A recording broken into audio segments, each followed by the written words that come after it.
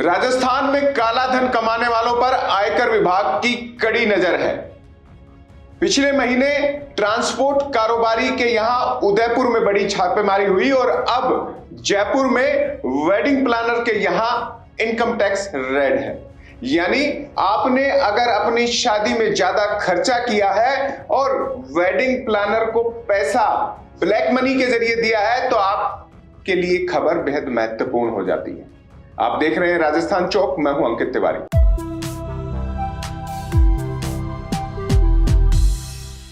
राजस्थान में आयकर विभाग की टीम ने बड़ी कार्रवाई की है और जयपुर के तालुका ग्रुप, ओबराय ग्रुप, साथ ही बात करें तो भावना चारण, प्रीतेश शर्मा, गुंजल सिंह सहित कई ऐसे वेडिंग कारोबारी ग्रुप्स पर छापा मारा है जो लग्जरी शादियां करवाने के लिए जाने जाते हैं। अच्छा खाना परोसना उनकी पहचान है, लेकिन टैक्स नहीं देने वालों के रूप में भी उनकी ख्याति अब इनकम टैक्स के पन्नों पर दर्ज हो गई है। करीब 190 आयकर कर्मियों और अधिकारियों ने आज सुबह 6:50 पर छापा मारा। जयपुर में करीब 2 दर्जन ठिकानों पर हुई आयकर रेड से हड़कंप मच गया। ये छापेमारी में करीब 80 पुलिस कर्मियों की सहायता ली गई और इतने ही वाहन इस पूरे एक्शन में शामिल हुए। आखिर ये छापा पड़ा क्यों, आइए आपको बताते हैं। छापे की सबसे बड़ी वजह यह रही कि शादियों का बजट इन दिनों बढ़ गया है। प्लेट्स 10-10 हजार रुपए के करीब जा रही हैं, लेकिन इनकम टैक्स के खाते में टैक्स नहीं आ रहा है। तो ये जो लग्जरी शादी हो रही है, अच्छा खाना परोसा जा रहा है और ट्रांसपोर्टेशन की बड़ी लग्जरी गाड़ियों में सुविधा दी जा रही है, इसका पैसा किसकी जेब में जा रहा है? आयकर विभाग ने इसकी पड़ताल की और जांच में सामने आया कि इवेंट मैनेजमेंट कंपनियां, वेडिंग प्लानर्स और साथ ही शाही शादी के लिए जाने जाने वाले राजस्थान और जयपुर के प्रमुख वेडिंग प्लानर कारोबारी टैक्स नहीं जमा करा रहे हैं। वो पैसा अपनी जेब में तो रख रहे हैं, लेकिन इस पैसे पर बनने वाले टैक्स को केंद्रीय वित्त मंत्रालय या यूं कहें वित्त मंत्री निर्मला सीतारमण के विभाग में जमा नहीं करा रहे हैं। यही बात आयकर विभाग को आखिरी जांच में सामने आया कि इसमें बड़ी संख्या में पैसा नगद भी लिया जा रहा है। जांच फिलहाल जारी है, आयकर विभाग छापा मार रहा है और इसमें उम्मीद जताई जा रही है कि इस सीजन में ही करोड़ों रुपए की काली कमाई उजागर हो सकती है। हालांकि अंतिम आंकड़ा राजस्थान चौक नहीं, आयकर विभाग के अधिकारी बताएंगे, उसमें समय लग सकता है। लेकिन समय लगने के साथ ही आयकर विभाग को अंदेशा है कि इसमें जो पैसा आया वो कई चेन में डिस्ट्रीब्यूट भी हुआ है। यहां केवल जिन पर छापेमारी हुई है वो निशाने पर नहीं है। इस आयकर छापे की कार्रवाई धीरे धीरे बढ़ेगी और उन तक भी जाएगी जिन्होंने पैसा दिया है और अपनी बुक्स में दर्ज नहीं किया है।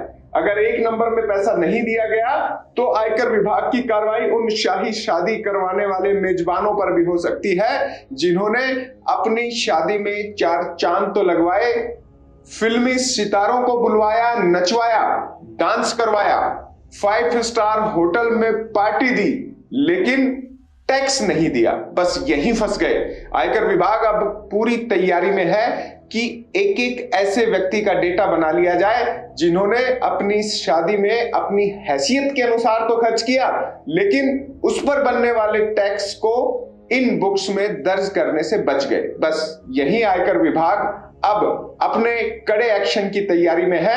आयकर विभाग को उम्मीद है कि टैक्स चोरों पर नकेल कड़ी कसेगी। इस पूरे मैनेजमेंट में विदेश से फूल मंगवाने वाले भी शामिल हैं। यानी जो शाही शादियां हुई उनमें डेकोरेशन भारत के फूलों से नहीं, विदेश से आने वाले फूलों से हुई है। और जो बॉलीवुड के लोग यहां पर परफॉर्मेंस देने आए, उन्हें पैसा किस रूट से दिया गया उस पर भी निगाहें हैं। जो प्रमुख हस्तियां यहां पैसे देकर शादी में नाचने के लिए बुलवाई गई, उन डांसर्स को लेकर भी आयकर विभाग अब पूछताछ कर रहा है। प्लानर्स के पास पूरे दस्तावेज तो हैं ही, क्योंकि पैसा उन्होंने अपने जरिए दिया है, सामने वाली जो मेजबान पार्टी है उससे पैसा लिया है।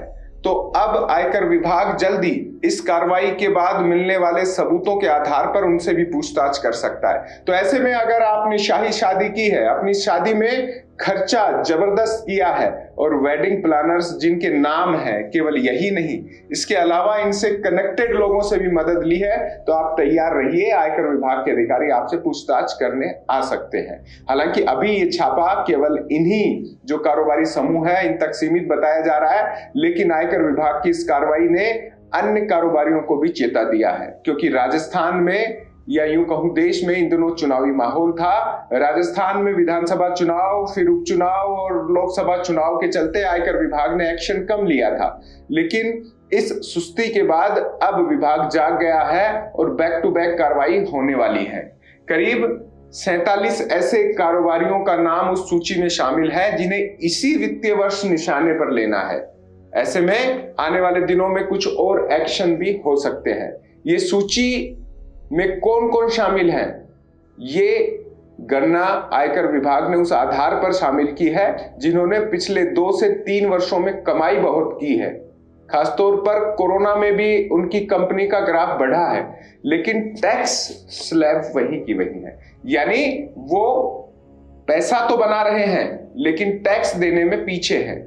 ये कर नहीं देने की प्रक्रिया ही आयकर विभाग के नजर में आ चुकी है।